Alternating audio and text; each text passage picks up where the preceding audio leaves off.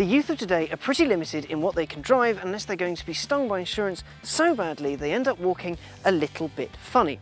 However, there are some cars out there that aren't quite so bad, such as this, the small, cheap Chevrolet Spark.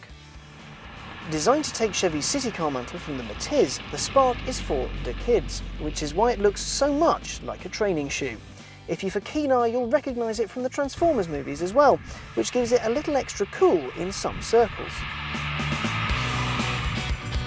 Let's take a look at the Spark styling. The lines are well defined, a little bit like London's Gherkin. As a result, the 5-door only Spark looks a lot larger than it actually is. It's quite nice to see on the roads, though not exactly a timeless design. Inside, everything is big, chunky and youth-proof, which is ideal if you're ferrying rowdy mates from A to B or doing trips to and from the dump. However, the coolest bit is the Speedo rev counter, which looks like it's been lifted straight off a motorbike. The boot is pretty roomy for a dinky car, offering 170 litres of space with the seats up and 568 litres with them down, though they don't fold as flat as we'd like. There are 3 trim levels, Spark, LS and LT. The base model gets pretty much nothing by way of kit, but it's the cheapest by a long margin. However, jump to the LT or LS and you get luxuries like aircon and even an auxiliary socket for the stereo. But what's this bad boy like to drive? Well, 62 miles an hour is dispatched in 15.5 or 12.1 seconds, depending on whether you go for the 1 or 1.2 litre engine.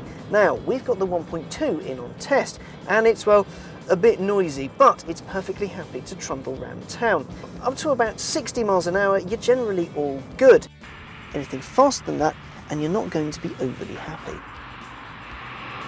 It handles pretty well, though the gearbox is a bit ropey, which isn't ideal, but for most drivers it won't honestly matter.